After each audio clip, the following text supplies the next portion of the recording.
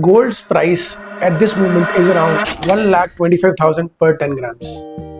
तो ये क्वेश्चन सबके दिमाग में आता है कि गोल्ड इतना बढ़ चुका है, क्या हमें इस प्राइस पे गोल्ड खरीदना चाहिए। तो ये क्वेश्चन मुझसे कई बार पूछा जाता है। तो आज हम इस टॉपिक पे पूरी एक वीडियो बनाई है कि why gold should be a part of your portfolio.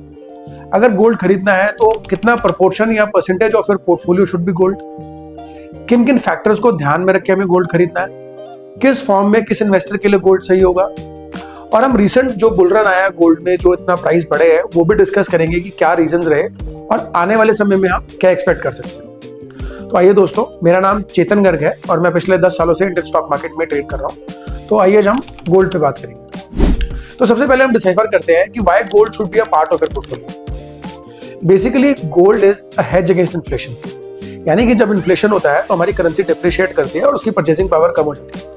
तो बेसिकली गोल्ड को हम हेज मानते हैं बिकॉज जनरली गोल्ड उस टाइम पे बढ़ता है, तो it is considered as a hedge against inflation.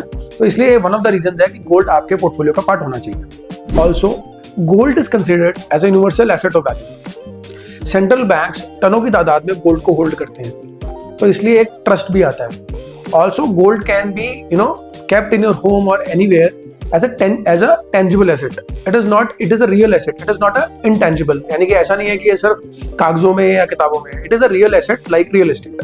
तो इसलिए इसकी वैल्यू वहां से भी बढ़ती है। Also during crisis जैसे कोई wars या कोई calamities के दौरान it is considered as a safe haven. तो इसलिए ये भी एक रीजन है कि गोल्ड आपका पार्ट होना चाहिए portfolio. Also gold helps in improving your risk adjusted returns of a portfolio.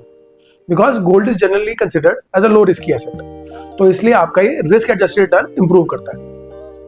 Also it is a very liquid asset, आप कभी भी इसको लिक्विफाई कर सकते हैं या इसको रिबैलेंस कर सकते हैं। तो इसलिए gold should always be a part of your portfolio. तो जनरली जो सीजन्ड इन्वेस्टर्स होते हैं they also call it as a good at night sleep asset, यानी कि रात में नींद अच्छी आती है, तो इसलिए they always prefer that whatever percentage it should be a part of your portfolio.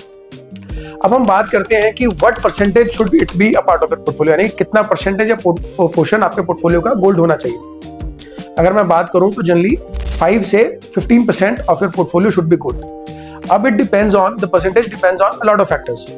सबसे पहले आता है एज ऑफ द इन्वेस्टमेंट। अगर आप यंग हैं तो अगर आप कम परसेंटेज भी होल्ड करते हैं it makes sense because you can be aggressive on other assets like equity.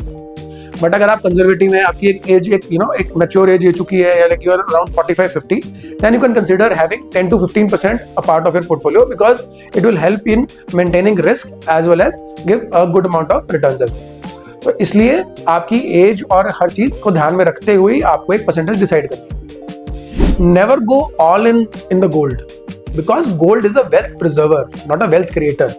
हालांकि मैं मानता हूं कि रिसेंट रिटर्न्स के बाद लोगों के दिमाग में आ गया कि it can be a wealth creator, but हम आगे जो वीडियो डिस्कस करेंगे कि कैसे यहाँ पे कंसोलिडेशन भी आ सकता है। तो नेवर गो, मेरी ये सलाह रहेगी, never go all in. It should be a balanced approach, it should be a balanced diversification of your portfolio. Never go like all in on not only gold, हमें किसी भी एसेट में आपको all in नहीं जाना है। एक balance diversification की जरूरत है और वही डिमांड है मार्केट। अब हम बात करते हैं कि what are the major factors which should be considered before buying gold. तो सबसे पहले उसमें आता है द पर्पस ऑफ परचेज, कि आप गोल्ड खरीद क्यों रहे हैं। अगर तो आपका इन्वेस्टमेंट होराइजन है और आप उस पर्पस से खरीद रहे हैं तो आपका जो गोल्ड है आप उसको बुलियन में खरीद सकते हैं, आप उसको ETFs में खरीद सकते हैं या एक सॉवरेन गोल्ड बॉन्ड में खरीद सकते हैं। सो देयर आर 3 वेज आप उसको इन्वेस्टमेंट पॉइंट ऑफ व्यू से खरीद सकते हैं। अगर आप उसको ज्वेलरी या इमोशनल पॉइंट ऑफ व्यू से खरीद रहे हैं तो there are many jewellers all around, but आपको हमेशा हॉलमार्क ज्वेलरी खरीदनी है।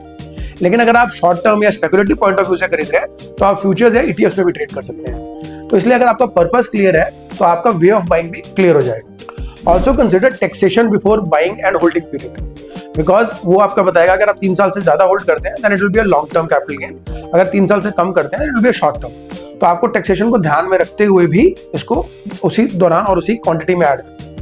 अब हम लास्ट में बात करते हैं जो गोल्ड का रिसेंट रन आया अभी वो क्यों आया और क्या रहा और आने वाले समय कैसे हो सकता है। तो 2022 में gold was around 50,000 per 10 grams and in 2025 within 3 years gold has touched almost 1,25,000 per 10 grams. So it has been almost 2.5x, यानी कि गोल्ड ने स्टुपेंडस रिटर्न्स दिए हैं as compare to other assets. अगर मैं निफ्टी की बात भी करूं तो it has beaten Nifty all ends. तो गोल्ड ने पिछले 2 या 3 सालों में बहुत बेटर रिटर्न्स दिए हैं जो कि कोई एसेट नहीं दे पाया। बट क्या ये रिटर्न्स जो आए हैं ये क्या हमेशा रहने वाले हैं, या अगले 3 सालों में भी गोल्ड ऐसे ही बढ़ेगा? Probably not. अगर हम हिस्ट्री देखें तो ये बहुत ही the probability is very low कि इस तरह के रिटर्न्स आएंगे। अभी कंसोलिडेशन फेज मुझे लग रहा है, कंसोलिडेशन फेज आ सकता है, तो इसलिए आपको वो सब कंसिडर करके ही मतलब गोल्ड की परसेंटेज देखनी है कि गोल्ड कितना परसेंट होना चाहिए। डोंट मतलब आपको जो रिसेंट रिटर्न्स आए हैं उससे ज्यादा प्रभावित नहीं होना है। अगर आप ज्यादा प्रभावित हो जाएंगे you will go all in. So I have met many friends and family जिन्होंने बोला कि they want to buy all in on gold और sell my equity and go in gold. तो वहां पे मैंने उनको यही सलाह दी है, आप इससे ज्यादा प्रभावित ना हो रिटर्न से, बिकॉज ये रिटर्न हमेशा नहीं रहने वाले। कोई भी एसेट जब एक पूरा पैराबोलिक रन आता है, it will always go into consolidation. और ये कंसोलिडेशन कितनी देर चलेगा, कितना टाइम चलेगा, कितना इसमें एक रिवर्सल आएगा, ये कोई भी नहीं जानता। तो इसलिए माय फ्रेंड्स आपको ये चीज ध्यान में जरूर रखनी है। तो अगर आप गोल्ड अपने पोर्टफोलियो में ऐड करना चाहते हैं तो एक मेजर्ड वे में, बैलेंस्ड वे में उसको ऐड करें, ना कि ऑल इन जाके। तो मेरी ये सलाह रहेगी कि अगर आप इस प्राइस पे खरीद रहे हैं, एक SIP मोड पे खरीदिए और एक परसेंटेज तय कर लीजिए कि कितना परसेंटेज होना चाहिए और आपको कितने दिन में उसको, कितने महीनों में उसको ऐड करना है, और अकॉर्डिंगली ही एक SIP मोड पे खरीदिए। Because nobody knows the bottom, do not try to catch the bottom. और किसी को नहीं पता ये क्या होने वाला है। हमारा पर्पस जो यहाँ पे है वो है डाइवर्सिफिकेशन और एक रिस्क बैलेंस्ड अप्रोच, ना कि यहाँ पे रिटर्न्स। अगर आपको रिटर्न्स देखना है, there are other assets which should go, because आपको समझना चाहिए कि gold is not a wealth creator. Gold कोई डिविडेंड से आपको बिजनेस तो करता नहीं है। Gold is just an asset and the value of that asset is derived by supply and demand. और ये हमेशा इक्वल नहीं रहती। जो अभी पैराबोलिक रन आया है, जरूरी है कि आने वाले समय में भी रहेगा। तो इसलिए गोल्ड बाय करने का पर्पस आपका क्लियर होना चाहिए, and that should be diversification and a risk balanced approach. तो इसलिए अगर आप गोल्ड ऐड करना चाहते हैं, एक रिस्क डिफाइंड, एक मेजर्ड वे में ऐड कीजिए SIP मोड में।